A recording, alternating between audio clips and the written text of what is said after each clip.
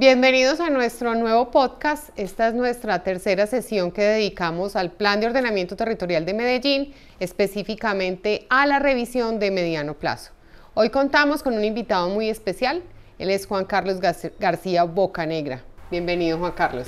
Muchas gracias por la invitación. Vamos a hacer una breve introducción de tu trayectoria profesional. Bueno, Juan Carlos es arquitecto de la Universidad de los Andes, es magíster en Planificación Urbano Regional de la Universidad Nacional de Colombia, fue director nacional de Desarrollo Urbano del Ministerio de Desarrollo, tiene más de 30 años de experiencia en procesos de ordenamiento territorial municipal, planificación metropolitana, macroproyectos y planes parciales, así como en aplicación de instrumentos de gestión urbana.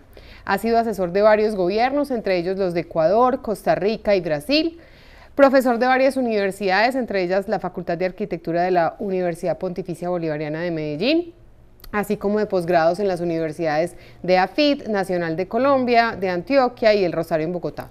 Ha hecho parte de los equipos ganadores de 4 bienales de arquitectura y urbanismo. Esa es una hoja de vida grandiosa sí, para este tema en particular. Muy larga, sí. Juan Carlos, muy larga. Demasiado. Pero para nosotros es de verdad un placer estar contigo. Sabemos que aquí vamos a aprender mucho. Estos podcasts tienen un enfoque muy pedagógico y también, en este caso particular, muy de balance y de prospectiva. ¿Qué podemos esperar de esta revisión de mediano plazo? Y vamos a arrancar por la parte más pedagógica, Juan Carlos. Sabemos que tú has sido partícipe de esos procesos de planificación, específicamente de ordenamiento territorial en Medellín. ¿Cuál ha sido esa experiencia? Cuéntanos, por favor. Bueno, yo en el año 1999, fui reclutado por Medellín. Yo me había retirado en el 98 del ministerio en Bogotá y fui reclutado aquí para asesorar el primer POT. Eso da cuenta de una cosa que es muy interesante comprender, y es que Medellín siempre se tomó muy en serio la implementación de esto y la elaboración de su plan de ordenamiento. La persona que me trajo, que fue Zoraida Gaviria, que infortunadamente acaba de fallecer, era la directora de planeación de Medellín en esa época, es una mujer a la cual le debemos muchísimo, porque realmente el artífice del proceso de Medellín, de este ordenamiento que hoy está cumpliendo 25 años, más o menos, 26, pues es ella, ¿no es cierto? A mí me trajo de asesor, yo no tenía la experiencia de Medellín en particular, pero supuso que al trabajar yo en el ministerio, ella ya me conocía en el ministerio desde hacía tiempo, yo supuestamente debía saber cómo armar ese famoso plan, porque era el primero de la historia de Medellín y el primero de la historia de todas las ciudades colombianas. Nosotros antes de 1999 no hacíamos ordenamiento territorial, no hacíamos planificación. Antes de que se expidiera esta ley y que ordenara a todos los municipios hacer un plan de ordenamiento territorial, nosotros sí teníamos planificación, sobre todo solo las ciudades grandes. Pero tener norma urbanística no es lo mismo que hacer planificación. Teníamos normas, pero no necesariamente bajo una visión integral del territorio, de largo plazo, con variables sociales, económicas, todo lo que hacemos hoy en día. Entonces Medellín se tomó muy en serio eso, dijo vamos a traernos al que era el director nacional de desarrollo urbano, que ese es el que supuestamente sabe, y yo siento que yo corrí con una enorme suerte de trabajar y empezar a trabajar aquí en Medellín, porque es una ciudad que realmente ha sabido capitalizar los esfuerzos en ese sentido. O sea, que hay en terreno abonado, digo yo. ¿Por qué? Porque había unos equipos muy calificados. Medellín siempre se ha caracterizado por un enorme compromiso de su dirigencia, de sus gremios en su ciudad. Entonces hicimos un buen equipo y nunca me fui. Yo realmente vine a asesorarlo, el plan, hace 26 años y me quedé acá.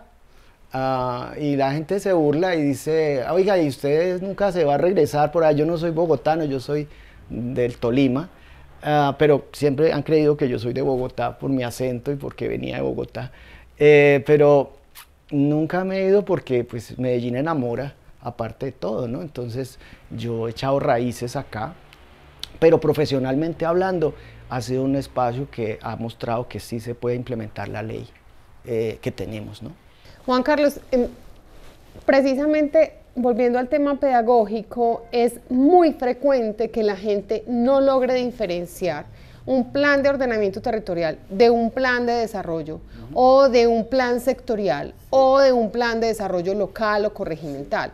Usualmente cuando se hacen jornadas para evaluar el plan de ordenamiento territorial y las necesidades de las comunidades, volvemos a listas de mercado donde la comunidad alza la mano y dice es que necesitamos un hospital, es que necesitamos, no sé, otro colegio, que recojan la basura, que hagan más limpieza. Entonces, ¿por qué no explicamos en pocas palabras qué es un plan de ordenamiento territorial y cuál es su importancia? Y a renglón seguido, para que avancemos, ¿qué es esto de la revisión de mediano plazo? ¿Cuántas revisiones hay? ¿Cómo se denominan? Un poquito sobre esto. Bueno, lo primero es diferenciar lo que es la planificación física de una ciudad. Física es lo que se refiere al plan de ordenamiento, de la planificación económica y social, ¿no es cierto? Que, para decirlo en una comparación, un símil más o menos fácil, es como cuando uno diseña su casa. Y uno dice, bueno, yo voy a organizar mi casa, o inclusive siendo uno arquitecto o no, no importa. Uno dice, bueno, yo tengo un lotecito y quiero construir en mi finca una casita. ¿Cómo quiero yo que estén dispuestos los espacios, ¿no? Eso es lo que hace un plan de ordenamiento, dispone dónde deben ir los usos del suelo, dónde debe haber más construcciones, dónde menos, por dónde va la infraestructura, pero todo se refiere a la organización física, espacial, territorial. En cambio, un plan de desarrollo, que nosotros los cambiamos cada que tenemos un gobierno nuevo, es la definición de cómo ese mandatario que elegimos va a administrar los recursos durante sus 4 años de mandato. Y eso incluye tanto cosas físicas como tomar decisiones de qué va a priorizar de obras físicas que están en el POT y qué va a desarrollar en todos los demás aspectos del desarrollo económico y social. Entonces ahí están los programas de las mujeres cabeza de familia, la recolección de basura, el pago de los maestros, los programas sociales, el presupuesto participativo. Eso es del plan de desarrollo. Okay. Hay una diferencia muy interesante que es del modelo colombiano, de la cual estamos muy orgullosos, y es que nosotros logramos que el Congreso, cuando sacó la ley en 1997, dijera que ese plan de ordenamiento físico debía trascender varios gobiernos de alcalde, porque el ordenamiento físico no puede estarse cambiando cada 4 años. Cada vez que cambia un alcalde, no se puede volver a hacer un plan de ordenamiento físico, por la siguiente razón. Volviendo al ejemplo de la casa, yo decidí y empecé a construir una casa donde ubiqué el baño en tal parte.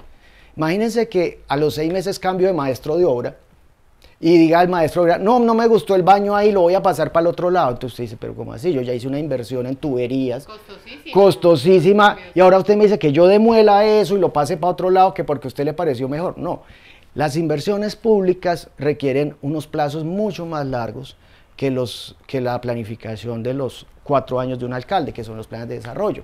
Nosotros hemos visto como el metro, por ejemplo, lleva 30 y pico de años haciéndose y todavía hay que hacer muchas más cosas. Entonces las decisiones de planificación físicas, que es lo que atañe al plan de ordenamiento, tienen que ser de largo plazo. Y la ley nuestra corrió con la suerte que el Congreso lo entendiera y decidiera una cosa que a veces suena muy compleja, pero pues no lo es tanto, y es que hay 2 tipos de revisiones. Una revisión que se llama de largo plazo, es una revisión que se hace pasados 3 periodos de alcalde. Y ahí se cambia todo, se cambia temas que se llaman de largo plazo y temas de mediano plazo. ¿Cuáles son los temas de largo plazo? Los temas de largo plazo empieza por, como el tema de la casa, cómo quiero organizar la ciudad. Medellín tiene un diseño que dice, yo quiero que mi casa, o sea, la casa común de todos nosotros, se organice bajo un modelo de crecimiento hacia adentro. Nosotros queremos una casa que no se expanda, que no crezca hacia los lados, sino que se densifique. ¿Por qué? Porque estamos rodeados de unas montañas que no queremos permitir que se urbanicen. Queremos proteger esos espacios verdes que tenemos todavía alrededor de la ciudad y sobre todo protegerlos de que haya ocupación porque son zonas de riesgo potencial. Y ese tipo de cosas, el modelo, la clasificación del suelo, son revisiones que corresponden a la de largo plazo. que sería pasados 3 periodos. Para que tengamos una idea, la revisión que se hizo última fue en el 2014, fue de largo plazo, y la próxima será por ahí, entre el 2027 y el 2030. Correcto. Pero la ley previó que se puedan hacer revisiones en la mitad, más o menos en la mitad, pasados solo 2 periodos. Y esas revisiones no son sobre todo, ni sobre el modelo, ni la clasificación general del suelo, sino temas muy concretos, que son los que atañen a la construcción, en términos de cuánto pueden construir las personas en los lotes y qué usos pueden desarrollar. ¿Por qué hizo esta diferenciación la ley? Porque lo del cambio de un uso, o que aquí se construya más o menos, son cosas que en las ciudades son muy dinámicas y cambian muy rápido. Por poner un ejemplo, cuando se hizo el último plan en Medellín, hace 10 años, no existía el fenómeno de hoy de vivienda turística. Hoy es necesario reglamentar y desarrollar una política y unas normas sobre la vivienda turística. Entonces, ahí es donde ese tema, por particular, pero es un ejemplo concreto de la revisión que están haciendo ahora, es un tema de uso del suelo y es un tema de mediano plazo. Entonces la ley lo que dice, y lo que ahora está haciendo Medellín, que es una revisión de mediano plazo, no la de largo, de todos, sino la de usos, aprovechamientos, obligaciones, o sea, las normas que regulan cuánto pueden construir y a qué uso destinar las construcciones, los constructores y las personas en general, es la que está haciendo ahora Medellín en este gobierno de Federico Gutiérrez. Bueno, Juan, excelente eso que acabas de decir, queda para mí muy claro, yo creo que para la audiencia ahí que nos está escuchando y viendo también va a quedar muy claro, y ahí voy a ligar con lo siguiente. O sea, uno de los grandes pendientes en Medellín, esa es nuestra opinión desde Todos por Medellín, pero tú podrías también o estar de acuerdo o contradecirla, es el tema de la vivienda. Y yo quisiera que contigo hiciéramos como una especie de balance del POT hasta ahora. De hecho, tú dices, esta de mediano plazo va muy ligada a las posibilidades de construcción, ¿cierto? Más allá de los principios que siguen vigentes, entre ellos crecer hacia adentro.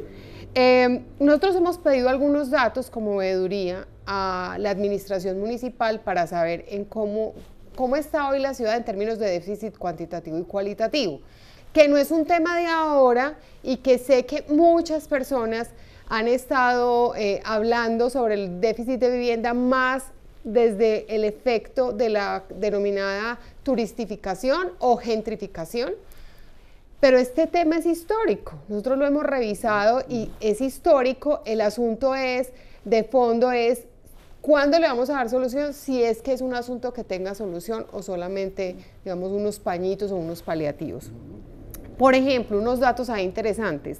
El déficit cuantitativo a 2024 era de 36.750 viviendas. Esta es la metodología de ANE con fuente de la encuesta de calidad de vida de Medellín. El déficit cualitativo también al año pasado era de 168.234 viviendas con la metodología de ANE, fuente de encuesta de calidad de vida. Si nos vamos al plan de desarrollo distrital y a las metas, tanto para paliar déficit cuantitativo como cualitativo, realmente son unas metas demasiado bajas. Y nosotros hicimos como un ejercicio en el cual hay un ceteris paribus. ¿Qué significa eso? Constante, el crecimiento de los hogares, la necesidad de nuevas viviendas se mantiene constante a lo largo del tiempo. ¿Cuánto necesitaríamos, dadas estas metas propuestas en el plan de desarrollo actual? Y necesitaríamos más de un siglo para paliar el déficit cuantitativo y siglo y medio para paliar el déficit cualitativo. O sea, esto nos está hablando de que es un problema de marca mayor, histórico, estructural, Juan Carlos. Y cuando otras preguntas, que yo creo que esto también es importante como para dar ahí, dar un poquito como más de elementos de qué ha sucedido con el plan de ordenamiento territorial, que establecía unas metas de construcción de vivienda de interés social y prioritario, y aquí esto es importante, esta vivienda de interés prioritario y vivienda de interés social son las de menor valor en el mercado, por tanto impactan a los estratos más bajos, que es donde se concentra el déficit.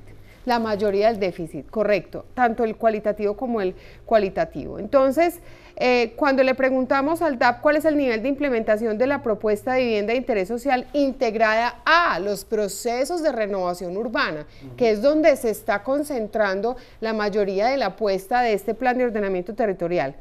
Y entonces nos responden lo siguiente, nos hablan del área de intervención estratégica, la más desarrollada es la de Medrío, es decir, a lo largo del río Aburrá, y nos dice, es donde ha habido avances concretos, aunque ellos también dicen hay una fase de consolidación y seguimiento por parte de la administración. Dicen, de 2015 y con un ajuste en el 2023, se han otorgado al menos 9 licencias urbanísticas en distintos polígonos estratégicos de esta área, ¿cierto? Y nos hablan de 4 proyectos que de estas licencias ya están, digamos, desarrollándose. Nos hablan de Urbanity, Metropolitan, Mixa y Avenida Park.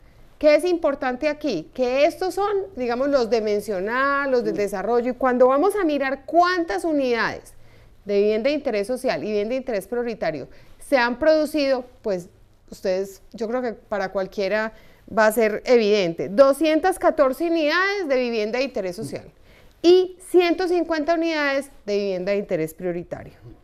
Para un déficit de 36.000. Imagínate, Juan Carlos. Entonces, parece que estas soluciones de verdad son realmente insuficientes para las necesidades. La pregunta de fondo, Juan, es, ¿la ciudad va a poder solucionar esto en algún momento? ¿Qué debemos hacer? ¿O podríamos acelerar esa producción de vivienda? ¿Cómo hacerlo? Son preguntas, pues, de fondo. Sí. Bueno, lo primero que tenemos que pensar es que el plan de ordenamiento no es ni la solución, pero tampoco el origen del problema. Como tú bien dijiste, Medellín arrastra una situación de déficit histórico, pero estamos llegando al punto más crítico de nuestra historia, ¿no es cierto? Porque realmente de todas las ciudades capitales somos las que menos vivienda estamos produciendo y mucho menos en vivienda social. Mucha gente cree que el plan de ordenamiento es culpable en el sentido de que no habilitó nuevos suelos para la expansión, ¿no es cierto? Porque lo más lógico es, bueno, nos falta vivienda, crezcamos la ciudad y ahí metemos más vivienda. Nosotros no tenemos esa opción, y eso hay que desmontarlo completamente porque nosotros tenemos una localización geográfica que nos restringe esa posibilidad. ¿Qué sí hizo el plan en los primeros años? Lo poquito que logramos arañarle a las montañas, que es principalmente Pajarito. Pajarito es el mayor proyecto de vivienda social de Colombia y es un plan parcial ejecutado para vivienda social con éxito. Es una reserva de casi 28.000 unidades de vivienda que nos ha ayudado para paliar un poquito esto, porque si no sería peor la situación. O sea que Medellín en su historia sí ha hecho esfuerzos enormes como para eso. Lo que pasa es que ya apelar a más suelo de expansión del que ya utilizamos en Pajarito, Altos de Calasanz y otros 3 o 4, ya no podemos. Pero lo que es un error es suponer que entonces por eso es que no producimos vivienda económica o vivienda para la gente, porque resulta que los estudios del POD y antes que los de este último POD, los estudios del Plan Metropolitano Bio 2030, que tú tuviste aquí al director, que fue Alejandro Echeverry, determinaron que el área metropolitana puede, aún con sus condiciones de restricciones geográficas, sin generar suelos de expansión importantes, densificando su interior, puede producir alrededor de 800.000 unidades de vivienda, utilizando las zonas industriales que infortunadamente se han ido desplazando la industria hacia otras zonas y nos han ido dejando unas oportunidades, el caso de Coltejer, el propio caso de Simesa y muchas otras. Entonces, sí hay una aproximación científica desde el plan metropolitano y desde los POD de Medellín a que sí espacialmente, físicamente, es posible ofrecer, y decíamos en el plan en el 2014, podría ir alrededor de la mitad de esa potencialidad, que son 800.000 unidades, 800.000 viviendas, es mucho más de lo que necesitamos, según lo que tú dijiste, pero esa es como la cabida máxima, ¿ya? Entonces, Entendiendo. La denominada, perdón Juan Carlos, capacidad de soporte. La famosa capacidad de soporte. Que para el POT 2014 y solo para Medellín estaban más de 400.000 viviendas. Exactamente. Lo que pasa es que nosotros no tenemos por qué aspirar a que todo ese desarrollo se concentre en Medellín ni en el área metropolitana, sino que también tenemos que pensar que también se está distribuyendo en la región y en Oriente y todo eso. Entonces, ¿qué pasa? Que uno podría, para que nuestros oyentes pudieran imaginárselo, uno podría distribuir eso como en 3 grandes paquetes. Que en Medellín se produjera una proporción de una tercera parte de eso, estamos hablando de 200, 300.000 unidades, estamos hablando muy largo plazo, pero tenemos un déficit que estamos cargando, otra parte en los demás municipios del área y otra parte en la región, porque al fin y al cabo nosotros todos no tenemos por qué vivir de la misma manera, habrá gente que quiera vivir en Río Negro, habrá gente que quiera vivir en Itagüí, habrá gente que quiera vivir en Medellín. Entonces nosotros sí tenemos más o menos la posibilidad de hacer eso. Y ese es el planteamiento del plan metropolitano y regional. ¿Qué ha pasado? Y ahora sí vienen 2 cosas que son muy importantes. Voy a empezar por la última que nos está pasando. Producir vivienda en Medellín en este momento se convirtió en imposible por el valor de los suelos. Realmente el problema central es que se ha desatado una enorme especulación con los suelos. Nosotros sí tenemos suelos de oportunidad para ubicar ese déficit. Estamos hablando, los datos que tú diste fueron de Medellín. Así es. No son datos regionales, que no, es mucho más, es por mucho supuesto. Pero para lo de Medellín sí alcanzaríamos, por supuesto. Pero ¿qué pasa? Yo invito a cualquier persona que nos esté oyendo a que abra el periódico o se dé una pasadita por un aviso de se vende, a cuánto se está vendiendo en Medellín, cualquier cosa al metro cuadrado. Es una cosa bárbara. Entonces, ese es un fenómeno que realmente nos está alejando de la posibilidad, y ahorita lo retomamos. Hay otro problema que nosotros arrastramos, y es que el ajuste del plan, que también fue un ajuste de mediano plazo, del 2006, congeló Medellín, normativamente hablando. Y desde ahí puede venir el rezago. Y ahí empezó el rezago. Esto está absolutamente demostrado por los estudios de La Lonja y de Camacol. Ustedes ven un repunte en la producción de vivienda entre los años 2001, 2002 hasta el 2006 más o menos. Y aguanta porque se aprobaron muchas licencias y todo hasta más o menos el 2008. Y ahí hay un repunte que ustedes pueden visualizar donde mucha gente aprovechó para comprar vivienda porque había una buena oferta y todo eso. Y más o menos distribuidita tanto en Medellín como en los demás municipios. A partir del ajuste del 2006, ese ajuste estranguló la posibilidad de construir vivienda, porque les colocaron unas obligaciones muy altas en el ajuste del plan, rebajaron la edificabilidad y algo que fue un error histórico gravísimo, que fue que congelaron el uso de vivienda en el corredor del río. En nuestras áreas de renovación quedó prohibida la vivienda, que son, como tú bien dijiste, nuestro gran espacio de oportunidad para producir vivienda. Entonces se prohibió eso por una decisión pues no viene al caso y ahí empezó el rezago. Entonces, lo interesante del fenómeno nuestro regional y de Medellín es que efectivamente las decisiones normativas sí impactaron negativamente la producción de vivienda.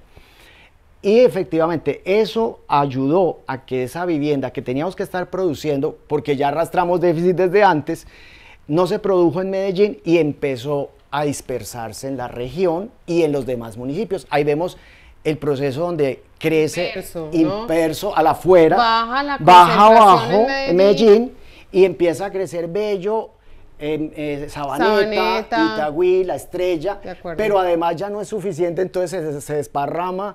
Río Negro. Pero lo más interesante de este fenómeno que ya está estudiado es cómo en esa época los municipios alrededor de Medellín modifican sus planes de ordenamiento para capitalizar todo eso y chupar toda esa demanda. Y entonces ajustan sus planes y colocan unas normas, como las de Medellín eran tan exigentes y tan poco atractivas para los constructores, entonces un municipio como Bello dice, ah no, tranquilo, yo voy a pedir 10 veces menos obligaciones urbanísticas, o sea, 10 veces menos parque, a los constructores y les dejo hacer edificios de 30 pisos, que era exactamente lo contrario de Medellín. Entonces, ¿qué pasa? Se distorsionó completamente el mercado por estos manejos normativos, Medellín muy restrictivo y el resto de municipios votados a que hicieran con ellos lo que quisieran y la oferta de vivienda se desplazó fuera de Medellín. Te puedo interrumpir para algo Claro. que me parece relevante porque tocas desde el inicio algo, era una pregunta que yo tenía por acá, y es el enfoque región metropolitana y el papel del área metropolitana del Valle de Aburrá, porque tiene dos papeles importantes, Juan. El primero es las directrices de ordenamiento territorial que todas, sin excepción, todos los municipios deberían acoger. Entonces ahí hay un primer cuestionamiento de si se están efectivamente siguiendo esos lineamientos o no, o qué pasó allí. Por ejemplo, he visto notas periodísticas y de opinión donde incluso se habla de corrupción en algunos de esos municipios para hacer cosas prohibidas dentro de su plan de ordenamiento territorial. Sí. Y el segundo punto es que el área metropolitana, dentro de los hechos metropolitanos, tiene a la vivienda. Y lamentablemente, históricamente, no es solo en esta administración, pues la vivienda ha sido un hecho absolutamente relegado dentro de los planes de gestión del área metropolitana. Se ha dedicado a muchas otras cosas, pero la vivienda realmente no está. Entonces, ¿cuál podría ser idealmente el papel del área metropolitana para la vivienda? Piedad, estás tocando un tema súper crítico y conste que cuando yo estaba hablando hace un ratico, estaba hablando de vivienda en general, ¿no? Pues que no me he metido en el nicho en particular de la vivienda social, que es el más difícil. Pero hay un fenómeno que también tenemos que reconocer. Los municipios dentro del área y el área misma es muy buena para el tema de planear. Nosotros, si revisamos la planificación metropolitana, que yo la mencioné hace un ratico, y los POTS parecen articulados y todo parece bien, todo parece apostarle, pero en la realidad, como tú dices, no. Entonces, ¿qué es lo que pasa? Bueno, que el área como institución, y una de las cosas que a futuro habrá que pensar, no es un buen ente de control, es un buen ente para coordinar acciones entre los alcaldes, pero ellos a sí mismos no es que se vigilen ni mucho menos. Entonces nosotros tenemos una planificación muy buena, muy perfecta, muy bien armada, pero en la práctica hay municipios ovejitas negras, que los vemos en todas partes, pero los hay ha habido casos mucho más corruptos. Entonces ha habido casos en donde, estoy hablando en los gobiernos anteriores sobre todo, pero por ejemplo en Sabaneta se urbanizó los suelos de protección, ¿no es cierto? Y se urbanizó todo lo que no se podía urbanizar y después ajustaron el plan para meter lo que habían hecho mal, que además se quedaron a medio hacer un montón de torres. El ordenamiento de Sabaneta tal vez es el más crítico de todo el Valle de Aburrá. En Bello ha habido unos esquemas de corrupción en el pasado supremamente perversos, pero inclusive ahorita todavía en el presente mucha parte de lo que se está desarrollando, por ejemplo en Fabricato, se está haciendo sin una debida planificación. En Bello hay unas normas que le permiten al constructor hacer unos aportes ínfimos a vías y a espacio público y sí les permite mucha edificabilidad y ellos no han querido cambiar eso, entonces están atrayendo desarrollos muy lucrativos para los constructores pero muy baja calidad para su propio municipio. Entonces, de lo dicho al hecho, en la planificación hay mucho trecho y ahí falta muchísimo, pero es que el área en sí no es una institución de control, ¿no es cierto? Y para dos temas sí, para movilidad y claro, para medio ambiente. Y para medio ambiente. Y en planificación no. De acuerdo. Entonces ahí hay un faltante enorme, pero por supuesto pues tiene que ver con, y hay que decirlo como es, hay unos esquemas de corrupción que se han dado en muchos de los municipios, obviamente también incluidos algunos casos en Medellín también. Pero el tema de la vivienda metropolitana, tú lo planteabas que es súper importante en el siguiente sentido. Los municipios han hecho todo lo que han podido, los 10, para no hacer vivienda social. Y la manera en que lo hacen es que, por ejemplo, cuando nosotros empezamos a hacer el primer plan metropolitano en el 2006, dijimos, no, pues aquí no es que haya ningún municipio que diga que no puede hacerse vivienda social. Pero, por ejemplo, las normas de Envigado eran, sí, aquí sí se admite la vivienda social, pero de 60 metros. Entonces, con un tema de rango de valor, pues simplemente no se hacía. Y Bello, con toda razón, ha hecho todo lo posible pues, para traer un mercado que se salga de la vivienda social, con toda razón, para tratar de elevar un poco su estratificación, pero en todos los casos pues, lo ha hecho a costa de no producir suficiente espacio público, no suficientes vías y todo lo demás. Entonces, ese componente habitacional no está para nada abordado en la planificación. Nosotros sí tenemos una planificación que a la larga no se visualiza del todo su control a través de la propia área Y además de eso, el compromiso de crecer hacia adentro tampoco lo han honrado los municipios. Por ejemplo, Itagüí durante muchos años se negó a que hubiera renovación urbana en su zona industrial. La frenó, la paró, la desincentivó bajo una estrategia de proteger la industria que tiene, que es muy valiosa, pero industria que inclusive les decía al propio municipio, es que yo me voy, le decía, yo trabajé por ejemplo para Coltejer. Y Coltejer le decía, mire, yo ya me voy, yo me quebré, me tengo que ir. Y a pesar de eso, el municipio, no, usted tiene que quedar como sea. Es una visión muy tosuda de inhabilitar la posibilidad de construcción de vivienda. Entonces, volviendo al cuento central, todo esto ha sido o ha contribuido a estrechar, a cerrar, a producir unas cantidades de vivienda muy por debajo de nuestras necesidades, para los estratos medios y para los estratos bajos, o sea, vivienda social y vivienda de estrato medio. O sea, nosotros podemos decir, con las cifras que tú dijiste, se pueden trasladar al área metropolitana y se puede decir perfectamente que producimos, así como tú decías, que nos van a tomar un siglo para Medellín, pues para el resto del área es lo mismo. Es más, nosotros no estamos produciendo vivienda social, ni siquiera en los municipios que sí están produciendo vivienda, como Bello y como Sabaneta. La oferta toda de Sabaneta, de La Estrella, que está produciendo también enormes, inclusive Caldas, no es de vivienda social. Entonces, todo este fenómeno es una mezcla desafortunada entre decisiones normativas, falta de control, estrechamiento de la oferta de vivienda económica, y a eso entonces finalmente, mucho más reciente, aparece la vivienda turística, que entonces es como la cereza del pastel, en donde ya, aparte de que producimos muy poca vivienda, al ser poca es cara, entonces llegan unos actores externos que tienen mayor poder adquisitivo y entonces copan nuestra escasa, lo poquito que producimos. Este panorama sí es dramático. Es dramático. Y tú tienes toda la razón, porque tú empezaste por una afirmación que es un poco lo que yo llevo repitiendo los últimos 2 o 3 años. El principal problema en este momento de Medellín, independiente de la revisión del PODO, no, es el tema habitacional, es el tema de la vivienda, porque Medellín está desplazando su población, que es la famosa gentrificación. Es cierta, una persona joven en Medellín, ya no digamos de la vivienda social, nosotros sí estuvimos de buenas porque alcanzamos a comprar cuando tocaba, y de hecho pues si fuera por nuestra visión particular, felices, porque todos los que tenemos vivienda en Medellín, va el precio para arriba. El precio se ha disparado de una manera que nos volvimos supuestamente millonarios. Yo también, yo invertí en vivienda y todo, vivienda vieja además, que son apartamentos buenos, grandes y todo. Amplios.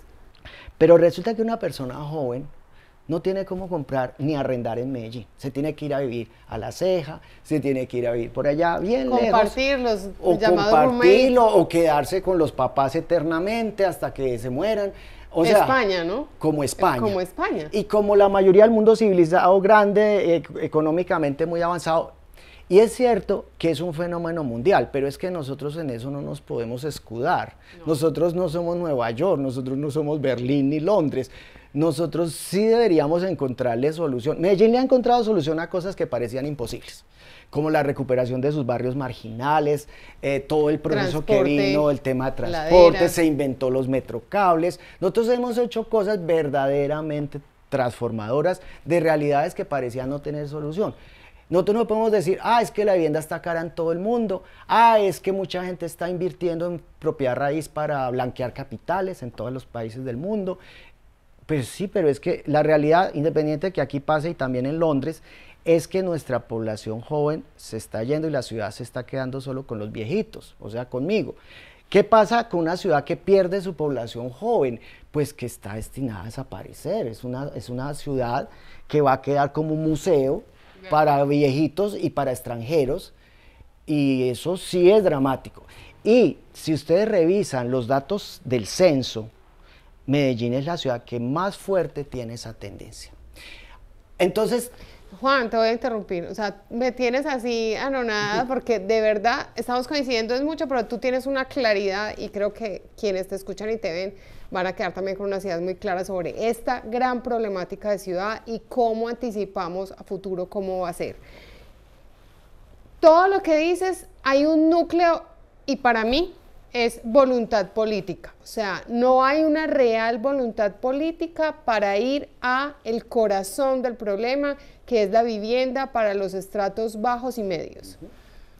Porque mi pregunta era, ¿y cómo fortalecemos la institucionalidad para gestionar mejor el suelo, para hacer mayores procesos de renovación urbana, con una mirada, en principio, digamos, metropolitana? Pero si no hay voluntad política, realmente, ¿cómo se va a fortalecer la institucionalidad? Pareciera como un círculo vicioso. ¿Cómo podemos romper ese círculo? ¿Qué puede hacer la ciudadanía? ¿Cómo visibilizamos más este tema en la agenda pública? ¿Cómo esa cereza en el pastel la dejamos como la cereza, pero para que se vea todo el pastel, todos los ingredientes más allá de la cereza? Porque también eso es desviar un poco digamos, la raíz del problema, creo yo. Sí, es que lo que pasa con los gobiernos, infortunadamente esperamos que el gobierno actual pues se salga un poco de esa visión, pero se van por las ramas, se van por los lados. Entonces, no puede ser que yo le eche la culpa del encarecimiento de la vivienda al turismo. No, eso es un proceso que sí ayuda a encarecer, pero no es la verdadera causa. Que es que tenemos muy poquito suelo y entonces por eso es que no tenemos donde hacer barrios nuevos y por eso es que por ausencia o escasez de suelo no podemos producir vivienda. No, tampoco. Sí tenemos cómo ubicar nuevo desarrollo dentro de la ciudad. La ciudad tiene más de un 40% lleno de bodegas y de fábricas que pueden inclusive coexistir con desarrollos habitacionales. Entonces, empecemos por lo que no es, porque es que eso es lo más grave. Se van instalando unos discursos que, como tú dices, desvían la atención sobre el problema, el meollo central. Otra de las cosas que hay que desmontar es que eso es culpa del plan de ordenamiento territorial y del ordenamiento territorial en general. No, eso no es culpa ni de las normas ni del plan de ordenamiento. Ese es un discurso que Camacol ha instalado, pero eso no es cierto. Eso no es cierto y eso es muy perverso que se esté tratando de vender así, pero pues como yo soy un poquito imprudente, pues hasta ahora el alcalde actual le ha comido cuento a eso. ¿Qué están pidiendo los gremios, sobre todo Camacola, a la revisión del POD? Que les bajen las obligaciones y que les eleven la edificabilidad aún más para que alcancemos de nuevo a que el suelo, al ser tan caro, lo puedan pagar. Entonces eso se vuelve como el gato y el ratón, porque es persiguiendo un suelo caro, pero hay que irnos al meollo del asunto. El meollo del asunto es que hay un proceso de especulación y de retención de esos suelos. Eso es clave, y perdón que te interrumpa solo para que al terminar podamos retomar y tú puedas contarnos qué posibilidades hay de hacerle el quiebre a la especulación de forma regulatoria. Claro, claro. Lo primero que no se puede hacer, primero por lo que no se puede hacer, si uno hiciera lo que los gremios están diciendo en este momento para la revisión del plan, y el alcalde le come cuento a eso, digo, listo, yo le aumento la edificabilidad a los lotes y le bajo sus obligaciones. Yo como dueño, lo que hago es que le aumento el valor. Y eso es lo que puede pasar. Y eso es una solución que no es solución.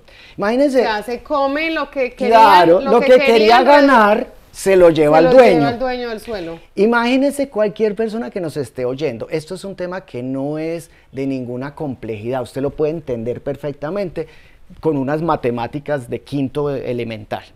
Usted tiene un lote y a usted le dicen, bueno, hoy en día se pueden hacer ahí 10 pisos y ahora se pueden hacer 20. ¿Usted qué hace? Mi lote vale más, no es que pueden hacer 20, antes se podían hacer 10.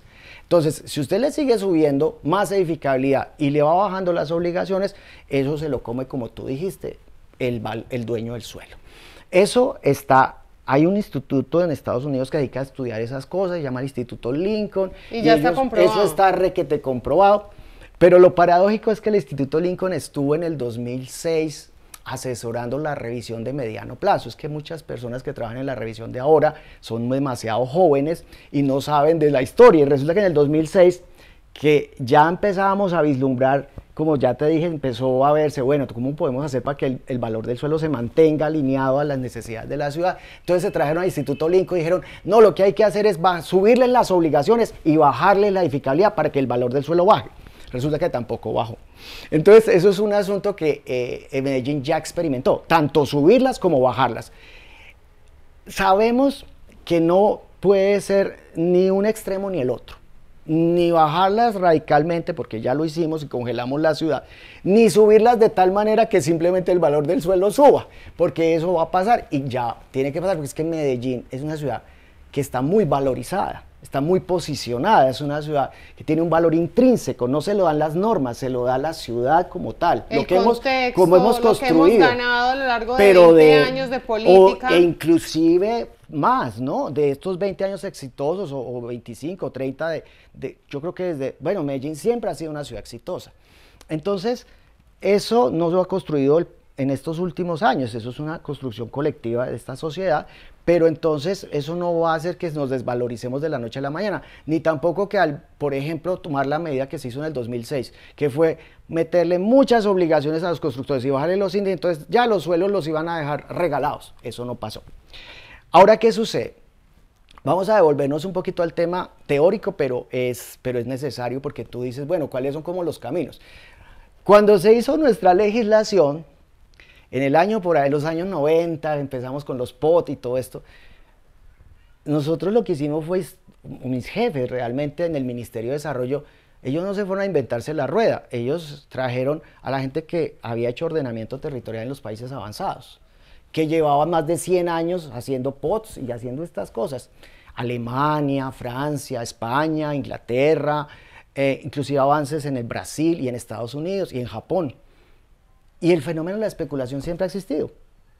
Pero resulta que uno no puede ser tan tonto y tan ingenuo de no saber que en un esquema de una ciudad que uno planifica, uno también debe poder entrar a anticiparse a lo que va a pasar. Porque si tú dices, ay, no, vamos a tener una ciudad que no va a tener suelos de expansión, bueno, entonces los poquitos que queden se van a volver caros. Claro, esas son las leyes del mercado. Entonces, ¿cómo hago yo para romper eso? La ley tiene 16 instrumentos de gestión, de los cuales Medellín también se ha destacado, pero ahí también nos lleva un poquito de ventaja a Bogotá, en ese sentido, en tratar de avanzar en eso. Lo que pasa es que nosotros hemos cometido algunos errores en eso.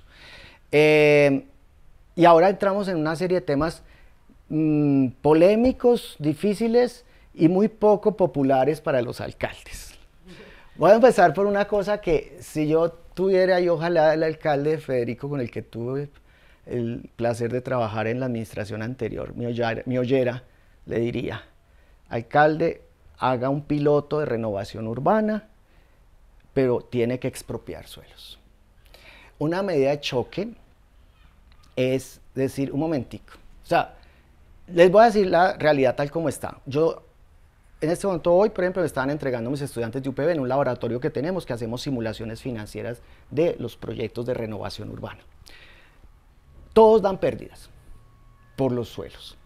Yo no estoy hablando de una cosa que yo me inventé, me soñé, me iluminó un pajarito, no. Yo hago ejercicios con la universidad, todos los semestres, simulaciones financieras. Aparte de otros problemas que tú también señalabas, que la gente no conoce, a nadie les ha hablado, no hay una promoción del Estado en qué es lo que hay que hacer, hemos perdido mucho tiempo, ha habido unas administraciones como la anterior en donde la EDU se la robaron, no hicieron ningún tipo de pedagogía, bueno, pero concretamente, todos dan pérdidas. ¿Qué sucede? Nosotros hoy, en estas zonas de renovación urbana, estamos manejando valores que empiezan en el metro cuadrado de terreno en 5 millones y terminan en 12 millones. Dios mío. Para usted pagar un precio entre 8, 10, 12 millones de metro cuadrado de suelo, tiene que construir apartamentos entre 700 y 1.000 millones. Dios mío. ¿Y cuál es la verdad de eso? Vayan y miren a cómo se están vendiendo los apartamentos de Ciudad del Río, 1.000 millones. A cómo se están vendiendo Urbanity, se vendió a 500 millones. Metropol, o sea, a eso se está vendiendo. ¿Quién puede comprar un apartamento de 700, 1.000 millones para este déficit del que tú hablas? Nadie. Nadie de Medellín. Claro, un inversionista, alguno que otro ahí que sí tiene plata. Yo le digo a mis estudiantes, para usted meterse en una deuda, digamos de 500 millones, que su papá le regale 100 y se endeuda usted en 300 y usted otro año 100 y tiene que sacar 300, le toca pagar una cuota de 15 millones al mes. ¿Quién paga una cuota de 15 millones al mes con sueldos de 5 o 7 millones? No hay forma, o dos. No, no hay forma, las cuentas no cuentan. Y eso no estamos hablando de vivienda social. Eso es un ejercicio es bastante muy sencillo valioso de entender. Entonces, la renovación urbana, ¿cuál es el problema? Que hay diferentes matices de renovación.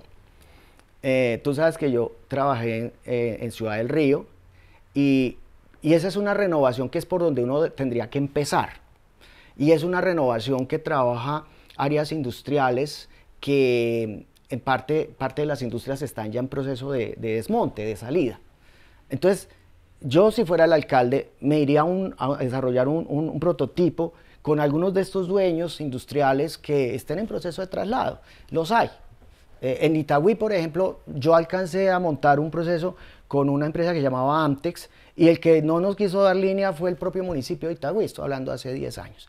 Pero ellos estaban listos, porque Amtex es donde existía anteriormente Bas Química, en Itagüí. Sí. Ellos tienen el 60% de su terreno sin usar. Y ustedes dirán, ¿pero por qué hicieron eso? Porque el gerente dijo, yo sé que esto a futuro es el espacio de valer plata, mi inversión es en suelo. O sea, ellos hacen fibras textiles, pero ellos son empresarios, entonces invirtieron plata. ¿Para qué? Para ese 60% desarrollarlo. Además es una empresa que no es gran contaminadora ni nada de eso, es una empresa muy tecnificada. Entonces, los industriales, si usted los coloca en una situación entre garrote y zanahoria, venga, trabajemos juntos, pero con unos valores que se alineen a las verdaderas posibilidades que se pueden pagar, desarrollando proyectos asequibles a las personas, con unos porcentajes de vivienda social que son obligatorios, con unos porcentajes de vivienda libre y de vivienda social. Esa libre principalmente para estratos medios y la vivienda social unos porcentajes, trabajemos juntos. ¿Por qué se dio Ciudad del Río? Ciudad del Río se dio primero porque Simesa se había ido, pero segundo porque encontramos en las otras 17 fábricas un mecanismo para ponernos de acuerdo y alinearnos en un valor que hiciera factible el proyecto. ¿Por qué? Porque a las mismas empresas no les interesaba congelar ese suelo, porque ellas tarde o temprano sabían que se iban a ir. Y ese valor en ese momento, hace 20 años, fueron 400.000 pesos, metro cuadrado. Y entonces, bajo esa premisa, se construyó. Como el proyecto ha sido tan exitoso, obviamente está hoy súper carísimo. Pero para que ustedes tengan una idea, lo que se vendió o se estimó en 400.000 pesos hace 20 años, hoy se comercializa a 10 millones metro cuadrado. O sea, pasa de 400.000 pesos a 10 millones. Si tú haces esa comparación entre 20 años, ustedes dirán, 400.000 pesos de hace 20 años, ¿cuánta plata era? No eran, pero nunca va a llegar nunca a eso. Van a ser, o sea, una valorización nunca va a ser. Impresionante. Es una valorización que yo he estimado en el 1200%. Pero mira que esa valorización, que a pesar de todo, permitió que el proyecto se hiciera. De acuerdo. Y está hecho. Lo que pasa es que es una oferta demasiado cara. Entonces, ¿qué pasa? Hay un error muy grave de la administración de esa época. ¿Por qué? Porque a nosotros nos hicieron el favor, yo pues siempre tengo que reconocerlo, de aprobarnos Ciudad del Río, perdón. Pero en el POT congelaron el resto. Entonces, ¿qué pasó? Que se creó un espacio que era el único que producía ese tipo de vivienda en todo el Valle de Aburrá. Entonces, eso es un monopolio que hizo que los precios subieran. Por supuesto que el plan quedó bonito, todo hay que decirlo, yo digo, ¿no? A pesar de que no me queda bien porque soy el diseñador, pero necesitamos 30 o 40 proyectos iguales. Juan, y eso fue en el de 2006. Sí. Coincidió. Sí. Otra cosa distinta hubiese sido si no se congela y se desarrollan muchos parques del río. Exactamente, es tan sencillo como eso. Si tú solo apruebas uno y congelas el resto, ese se va para arriba. Lo que contaste. Y fue lo que pasó. Ahora, yo que conozco a los que estuvieron ahí y tú también, yo creo que eso no fue mala voluntad. Yo pienso que ellos de verdad estaban interesados en tratar de proteger parte de la industria y les parecía muy peligroso, pero fue tan radical el congelamiento del resto del corredor que finalmente lo que hizo fue que se creara un monopolio en Ciudad del Río. Eso es perverso para la ciudad o para la región, lo mismo que hizo Itagüí, de congelar y imposibilitar la vivienda a toda costa en su territorio. Eso lo capitalizó, por ejemplo, Bello. Entonces Bello dijo, no, yo sí aquí hago vivienda, vengan constructores que aquí les cobramos 3 pesos de obligaciones, les debemos hacer 30 y 40 pisos y ahí están, pero sin espacio público y todo lo demás. Bueno, Juan Carlos, de verdad que agradecerte enormemente y ya para cerrar nuestra última pregunta. Medellín, lo decíamos ahorita, ha estado pues en el escenario nacional e internacional como un referente en muchos asuntos urbanos, ¿cierto? Se ha ganado premios, referente por la renovación urbana, por su movilidad, resiliencia, soluciones urbanas en temas complejos, como tú lo decías ahora. Pero la pregunta es, ¿hoy Medellín un referente o se está quedando atrás en soluciones innovadoras para su hábitat urbano, ¿cierto? Y esencialmente, ¿cómo priorizamos proyectos que den solución a problemáticas identificadas como esta tan importante de la escasez de vivienda? Podríamos hablar de otras en otros podcasts de transporte, afectaciones ambientales, gestión del riesgo, entre otras. Sí, tú empezaste diciendo lo que yo estoy plenamente de acuerdo y es el tema habitacional. O sea, si yo no resuelvo el tema habitacional, podemos hacer lo que sea, que finalmente vamos a terminar es felicitando y privilegiando solamente la población con mayores ingresos y los turistas. O sea, eso no se trata. Aunque nosotros no hicimos las cosas para atraer turistas, hoy en día sí lo hemos logrado y de eso no se trata. Aunque sea muy importante mantenerlo, por supuesto. Entonces el tema habitacional debería estar en la agenda y el tema habitacional se resuelve a través del tema de renovación urbana. Y el tema de renovación urbana se resuelve a través de un liderazgo público, como tú decías, una política pública, y no en distraerse creyendo que al cambiar las normas yo voy a hacer el milagro de que se produzca vivienda en el corredor del río, vivienda social, porque eso queda en el papel, pero es que es la gestión de eso. Y la gestión de eso tiene que ver con el acceso al suelo, promover esquemas que eviten la especulación, hay que intervenir a veces la propiedad, un tema del que no hemos hablado ni vamos a hablar ahorita porque es largo, que es un tema de cómo se hace la valoración por parte del municipio de los costos de los terrenos que están inflados en su valor. Entonces eso hay que desinflarlo porque el Estado, si va a expropiar, necesita un valor real, un valor que pueda acceder el constructor a desarrollar y no un valor tan alto porque no hacemos nada.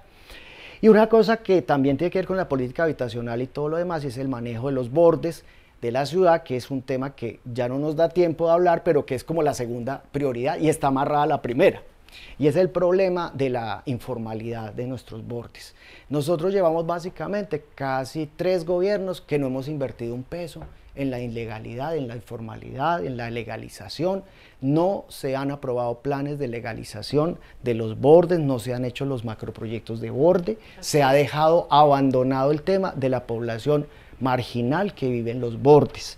Eso tiene unas implicaciones enormes. Parte de ese déficit que tú enunciabas al comienzo, cualitativo, el 80% está en esos bordes. Y esas son personas que tarde o temprano, si no hacemos nada, van a terminar muertas por una avalancha o algo así, y no hemos hecho nada. Es una vergüenza que Medellín, siendo premios mundiales de urbanismo por las intervenciones en barrios marginales que hizo desde los 80s con el PRIMED, luego todo el tema de Juan Bobo, una dinámica que habíamos alcanzado muy importante, finalmente eso en los últimos 12, 16 años se murió y no hemos hecho nada por la gente más pobre de la ciudad. Eso ayuda a inflar ese déficit habitacional. Y ahí, para cerrar, habría que tener en cuenta una cosa muy interesante que está estudiando en este momento con Fama, pero no he visto que hayan lanzado el programa todavía, y es que también en los barrios populares y en los barrios de clase media también hay que pensar en posibilidades de vivienda social construida dentro de los barrios. Es decir, seguir haciendo procesos de transformación micro en los barrios. Ellos tienen un programa en Confama muy interesante donde han estado evaluando la posibilidad de hacer proyectos pequeños, y a partir de proyectos pequeños en barrios populares y en barrios de clase media de vivienda social, tú puedes hacer un gran aporte a la mitigación del déficit. Son cosas, o sea, tú dijiste bien hace un rato, el gran aporte sería la renovación urbana, otro tema es la legalización de barrios, pero un tercer tema es la transformación dentro de barrios ya consolidados. Lo que se ha denominado mejoramiento integral de barrios. Tanto mejoramiento en los barrios de origen informal, pero también algunos procesos de densificación dentro de barrios ya formalizados. Ahí hay, por ejemplo, AFID, Urban ha estado trabajando en unos modelos muy interesantes, cooperativos, para producir nuevas soluciones en áreas consolidadas, en áreas que ya tienen casas, pero que la gente puede transformar haciendo apartamentos adicionales en los lotes, en el aire, lo que la gente popularmente llama construir el aire, que se puede hacer a través de una manera técnica y planificada. Entonces, El déficit habitacional no se resuelve con una u otra cosa, sino con la unión de todo. La renovación, el manejo de los bordes, el mejoramiento de barrios y la consolidación. Ahí sí podemos estarnos empezando a aproximar a mitigar esas 36.000 unidades y las otras 100 y pico mil de mejoramiento. Pero la verdad es que no estamos haciendo ninguna de las 4 cosas que podemos hacer. Bueno, Juan Carlos, agradecerte de verdad por tu claridad conceptual desde la investigación, desde tu ejercicio como arquitecto y como urbanista todos estos años aportándole a nuestra ciudad. Creo que hay que seguir hablando del tema, posicionándolo en la agenda pública y pues haciendo obviamente control social, y ese es el trabajo que hacemos desde la veeduría. Muchísimas gracias. Gracias a ti.